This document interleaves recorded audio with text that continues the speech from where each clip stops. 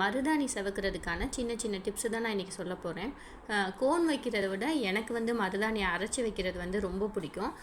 நிறைய பேர் சொல்லுவாங்க, ஏன் டயத்தை வேஸ்ட் பண்ணிகிட்ருக்க, கோன் வாங்கி 10 ரூபா கோன் வாங்கி ஈஸியாக வச்சுட்டு போயிடலாமே, அந்த மாதிரிலாம் சொல்லுவாங்க. பட் ஆனால் அவங்களுக்குலாம் மருதாணியோட மகிமை தெரியல அப்படின்னு தான் நான் நினச்சிக்குவேன். ஏன்னா மருதாணியில் அவ்வளோ பெனிஃபிட்ஸ் இருக்குது. உங்கள் நெகம் வந்து ஹெல்த்தியாக இருக்கணும், ஷைனிங்காக இருக்கணும் அப்படின்னு நீங்கள் நினச்சிங்கன்னா கண்டிப்பாக மாதத்தில் ஒரு 2 தடவையாவது மருதாணி வைங்க.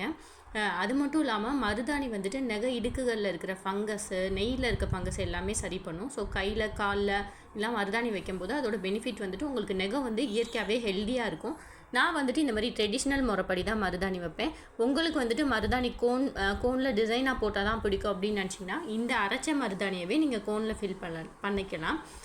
கோன் வந்துட்டு எல்லா ஷாப்லேயும் விற்கிது. எம்டி கோனுன்னு கேட்டிங்கன்னா அது பிளாஸ்டிக் கோன் கூட இருக்குது. அதை வாங்கி நீங்கள் இந்த மருதாணியை ஃபில் பண்ணி யூஸ் பண்ணிக்கலாம்.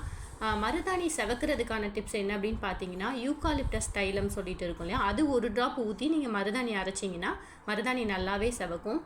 மருதாணி அரைக்கும் போது 1 ஸ்பூன் ஜீனி சேர்த்து கூட நீங்கள் அரைக்கலாம். அதுவுமே வந்துட்டு நல்ல பெனிஃபிட்டாக இருக்கும். மருதாணியை வந்துட்டு அரைக்கும் போது ரொம்ப மையாகவும் அரைச்சிடக்கூடாது, இலையாகவும் அரைச்சிடக்கூடாது. ஓரளவு குறைன்னு இருக்கிற மாதிரி அரைச்சிங்கன்னா அதில் இருக்கிற எசன்ஸ்லாம் வந்துட்டு உங்கள் ஸ்கின்னுக்குள்ளே நல்லாவே இறங்கும். வேறு என்ன மருதாணி பற்றின டிப்ஸ் அப்படின்னு பார்த்தீங்கன்னா, மருதாணியில் வந்து கொட்டைப்பாக்குன்னு சொல்லுவாங்க. ஸோ அது வச்சு அரைக்கும் போதுமே உங்களுக்கு வந்துட்டு மருதாணி நல்லாவே செவக்கும். மருதாணி இலைகளை வந்து நீங்கள் பறித்த உடனேயுமே வந்துட்டு அரைச்சிடணும். அதை வந்து ஃப்ரிட்ஜில் ஸ்டோர் பண்ணி இல்லை மறுநாள் வந்து அதை காய வச்சு அந்த மாதிரி அரைச்சிங்கன்னா அதோட பெனிஃபிட் வந்துட்டு உங்களுக்கு முழுசாக கிடைக்காது. பெனிஃபிட் கிடைக்காது அப்படின்றத விட மருதாணி செவக்காது.